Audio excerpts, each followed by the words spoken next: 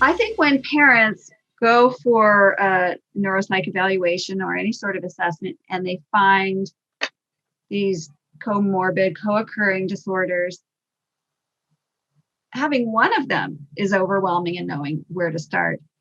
When you have multiple, and we have families with 2, 3, 4 co-occurring challenges, is there an order of operations or? Yeah, but it's different for different people. Okay. Now, one problem you get is a lot of clinicians have had very little training in understanding the complexities of ADHD. And as a result, sometimes what they'll do is they'll grab the most obvious symptoms and make the diagnosis on that. The kid is depressed. The kid is drinking too much.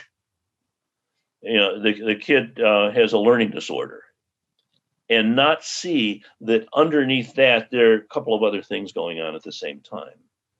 And many people are still working with an old view of ADHD. They don't have a sense of the complexity of these things and the interaction with other things.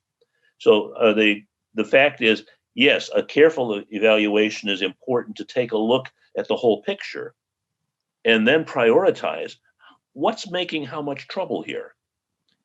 Because sometimes, for example, there are a lot of kids with ADHD who have mood problems.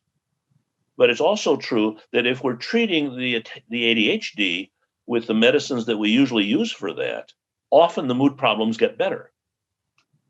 Sometimes they get worse, and we've got to change medicines or do something different. But the point here is that you want to take a look at the whole picture of what the kid's strengths are, not just the weaknesses and the problems, but also what are their talents and what are their interests, what can they do well? And then take a look at where are the troubles and what else is there that we might want to pay attention to. I can give you one example. There was a study that was done at Harvard a few years back, and they were looking at about 110 kids that had been referred to their autism clinic. All of them clearly had something that were on the autism spectrum. But there was 70% of them had ADHD too that had never been diagnosed. And 43% of those kids had never had even the question raised about whether they had ADHD because they were autistic.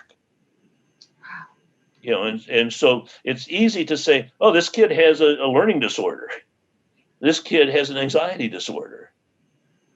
This kid has a problem with being depressed or anxiety. And those things might very well be true, but that may just be the tip of the iceberg. And of course, these things, we're talking about them as separate compartments, but it's the same brain operating. Yes, absolutely. Absolutely. So going to the right evaluator who understands twice exceptional kids, bright kids with ADHD and other things going on seems very important, because as a clinician, you need to make decisions about what tests to administer, right? Absolutely. And also just how to listen to them. Because I'm not a big fan of, for example, neuropsych test batteries. I think they spend a lot of time and a lot of money doing them, but the fact is they're giving you a picture of how the person is functioning in the few minutes that they spend on each one of these individual tests. And what you need to know is not just how they do on those specific tests, but how they function day by day in a whole range of activities that you have to do at whatever the age that is. And so, they need, actually, I just saw an article I wrote for Attitude Magazine, just came out today, on the do's and don'ts of diagnosis for ADHD and what needs to be included. And, getting a SPECT scan for your kid, for example, does not provide an adequate way of assessing ADHD.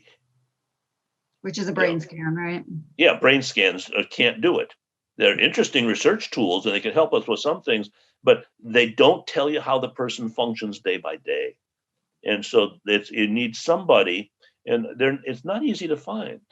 It's hard enough to find somebody who understands ADHD, but to also find a clinician who has experience and understanding of kids who have remarkable strengths and at the same time struggles with ADHD and often one or two other things with it. there are not that many people trained for that.